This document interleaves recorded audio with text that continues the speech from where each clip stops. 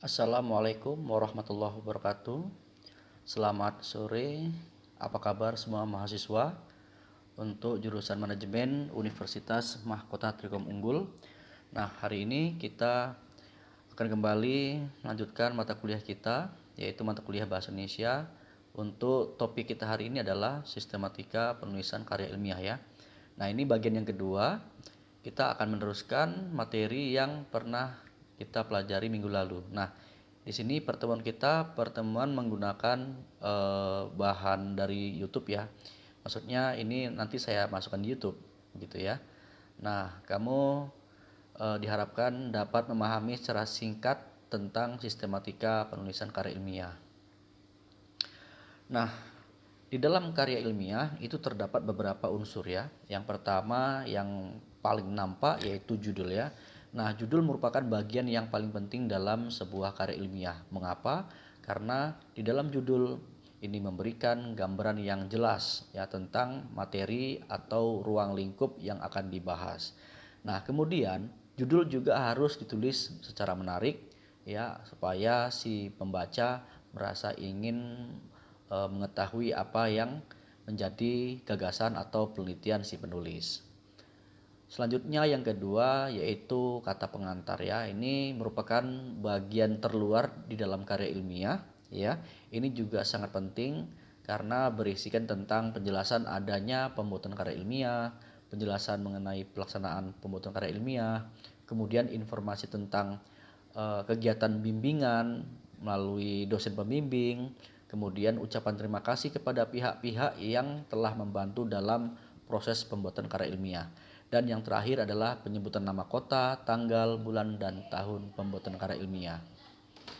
Kemudian yang ketiga yaitu abstrak ya. Abstrak ini merupakan ringkasan karya ilmiah yang kita buat.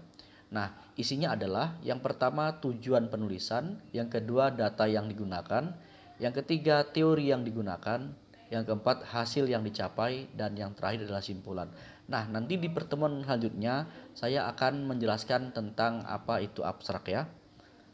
Yang keempat yaitu daftar isi. Nah, ini juga bagian penting juga di dalam karya ilmiah karena melalui daftar isi ini kita mengetahui apa saja konten dalam karya ilmiah kita. Jadi kita tidak kesulitan mencari bab ataupun bagian-bagian dalam karya ilmiah ya.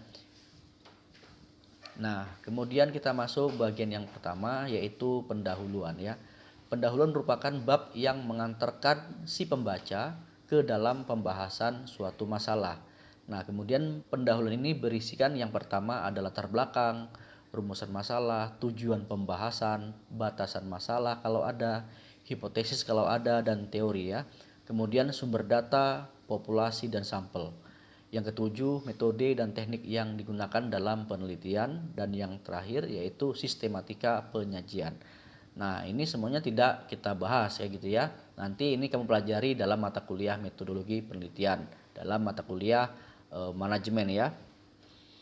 Kemudian yang keenam yaitu isi dalam bab karya ilmiah. Yang pertama dalam isinya adalah uraian masalah yang dibahas, yang kedua analisis dan interpretasi, yang ketiga ilustrasi atau contoh-contoh, yang keempat tabel, gambar, dan bagan ini bila ada ya. Kalau tidak ada juga tidak masalah ya. Biasanya untuk jurusan manajemen biasanya menggunakan ketiga bagian ini ya, tabel, gambar, dan juga bagan.